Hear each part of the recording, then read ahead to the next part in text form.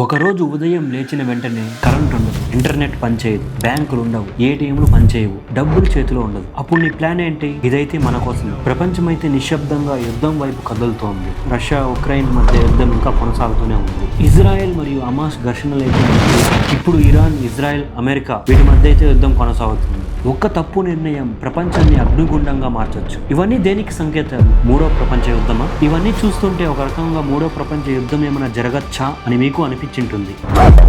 మనలో అయితే ఎవరికి తెలియదు, కానీ అది మొదలైతే మన పరిస్థితి ఒక్కసారిగా లైఫ్ మారిపోతుంది. మినీ హార్ట్ అటాకే. ఒకవేళ యుద్ధం మొదలైతే కరెంట్ ఉండకపోవచ్చు, ఇంటర్నెట్ అయితే బంద్ అయిపోతుంది, ఏటీఎంలో అయితే అస్సలు డబ్బులు రావు, నిత్యావసరాల వస్తువులు అయితే అస్సలు దొరకవు. అప్పుడు సోషల్ మీడియా ఇంకా ఏ అప్డేట్ ఉండదు. కానీ వీటన్నిటికీ సిద్ధంగా ఉండాలి. ఇప్పుడు ఎలాగో ఆపలేం, అలాగే మన చేతుల్లో కూడా ఏమీ లేదు. కానీ కొన్ని వాటికైతే మనం సిద్ధంగా ఉండాలి. కనీసం 2 or 3 weeks సరిపడే ఫుడ్, వాటర్ అయితే మనం స్టోర్ చేసుకొని పెట్టుకోవాలి. లాంగ్ టైమింగ్ పవర్ కట్ అయ్యాక సోలార్ ద్వారా ఛార్జ్ అయ్యే పవర్ బ్యాంక్ అయితే మనం దగ్గర పెట్టుకోవాలి.